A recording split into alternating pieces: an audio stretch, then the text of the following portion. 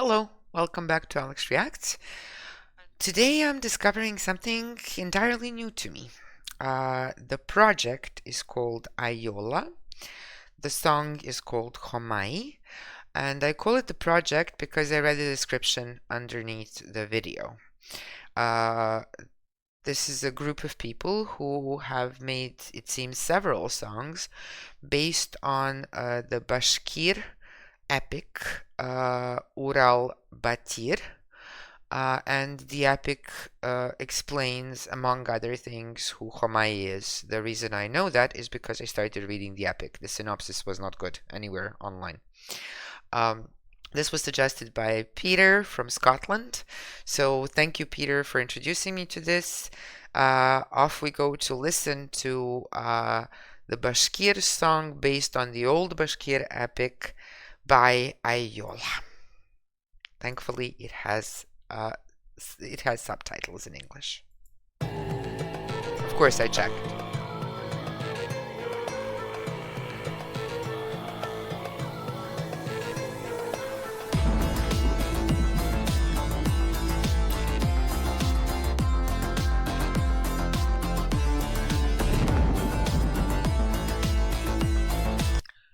By the way, this was all recorded in the land of Bashkir, so a part of current Russia.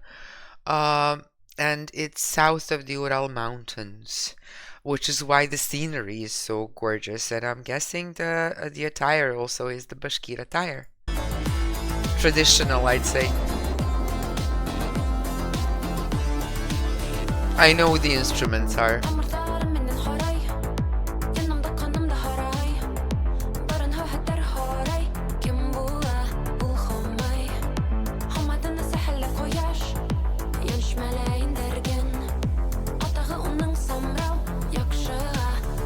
Sorry, I have to go back. So who is Homay? Okay.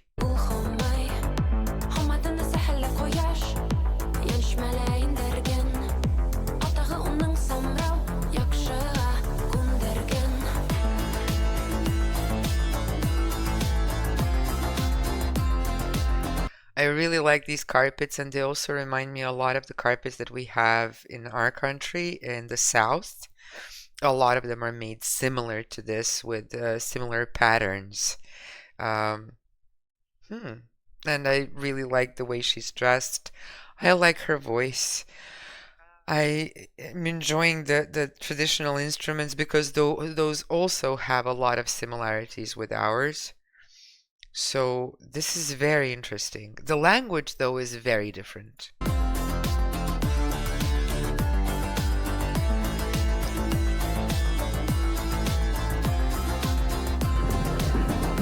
I'm guessing those writings are actually the written epic. Throat singing.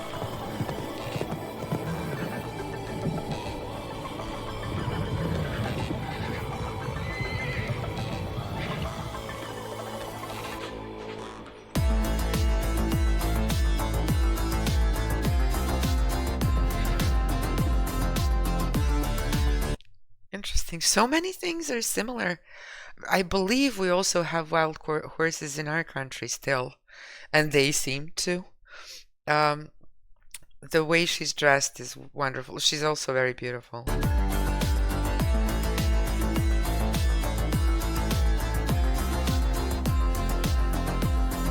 The music, though, is not similar. The instruments, yes.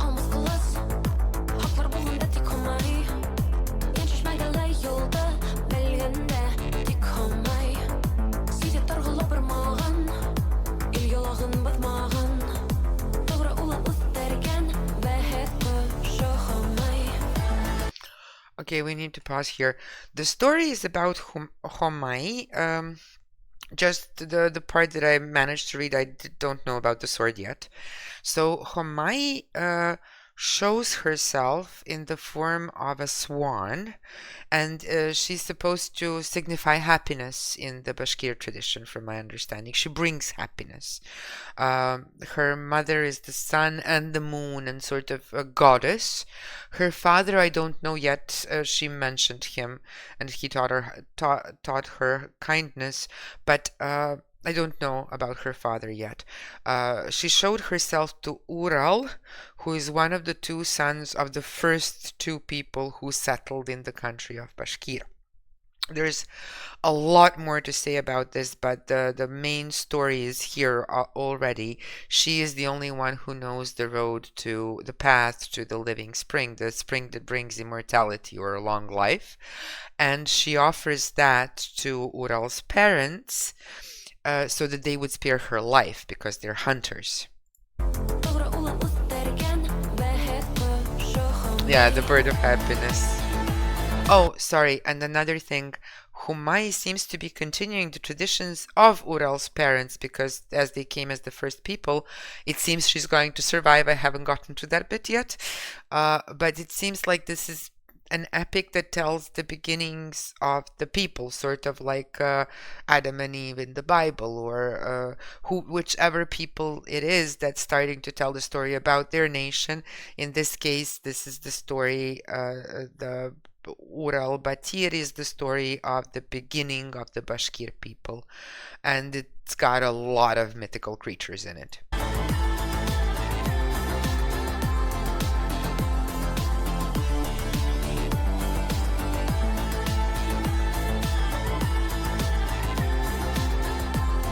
I don't know if hers is throat singing or not.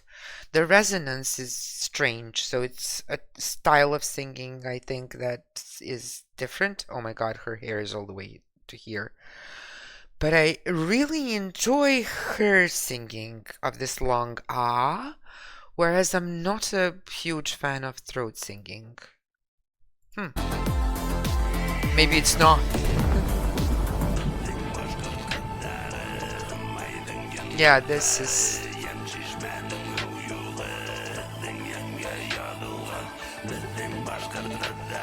It's specific, but it sounds a bit more sinister than Little Stars of Homay.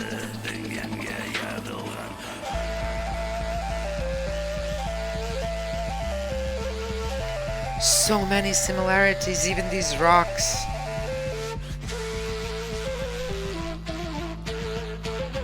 And the flute.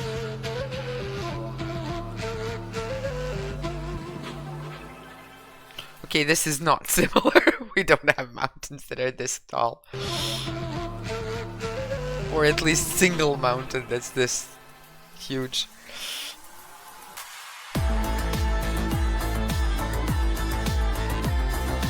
Yeah, the carpets come from Pirot, a place in the south of Serbia. And they look very, very similar to these.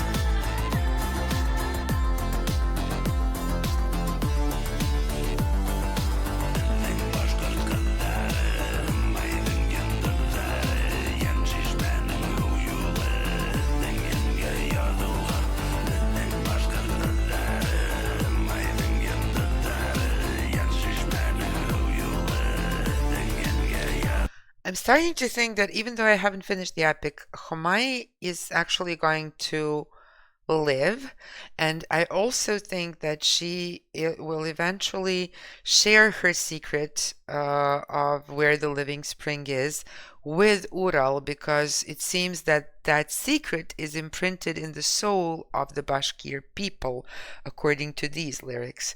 And now I'm even more interested to find out what happens in the end. I'm sort of just, I've only just started. I'm like a third in.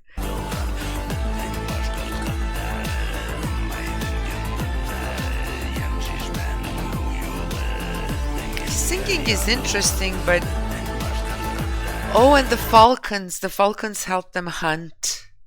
Ural's parents have a falcon, a lion, and I think a pike, who help them hunt in the air, on land, and in water. There's more to it, but I'm not going to go into that. And I like this. We're seeing that lake of living water.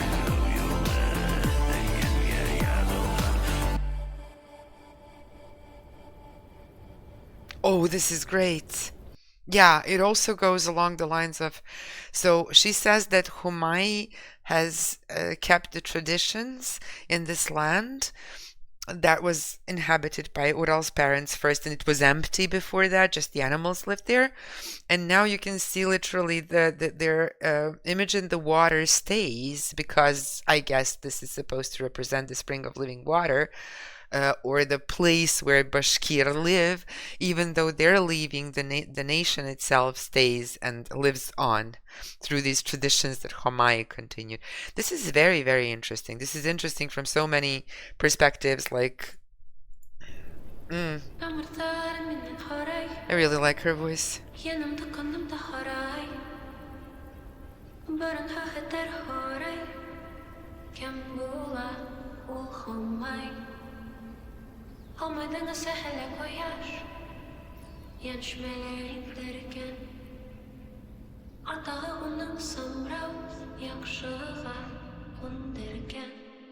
So maybe I misunderstood. Maybe the mother is the sun and the father is the moon. Maybe I misunderstood the epic. There's so much to unpack here. There's these the traditional clothing they're wearing, the carpets, the letters they're using, the alphabet they're using, these the scenery that's being not depicted. I mean, it's just being recorded because this is the scenery, according again to the description of the video, that's at the south of the Ural Mountains. This epic is also being told in very, very it's very short. It's like Humai exists, then Humai has her own children and teaches them, and then this spring of living water is imprinted in her children or the people of Bashkir, I'm guessing. Um, so there's that. There's the instruments themselves. There's the throat singing that I'm not a fan of, unless she was doing it too, because that high version, of resonance that I'm hearing from her, I really liked. I also really liked the her. She looks sort of fragile, like um, uh, her voice is also a little childish, a little it's soft. It's very beautiful and very high. The language itself, I'm guessing, is also the Bashkir language, which should be in the Turkic family based on what I'm hearing, but it's also got some Asian influences in it, it seems, Far East influences in it. So much to unpack. So if their purpose was to introduce the Bashkir people to the world, they have covered it all. There's something of interest in this video for everyone, whether you like the music or the singing itself or the instruments or the scenery, the nature, the legends. There's something in this video for everyone, and I think the production of this thing was also excellent. I'm impressed and interested, so I guess I'm going to finish the epic. Thank you so much for watching. I hope you enjoyed it, and apologies for my interruptions, but there was no other way there is no way not to interrupt this with so many things going on if one is going to react to it. Otherwise, I could just watch it and stay entranced, and that would pretty much be it. Thank you again, and enjoy the rest of your day.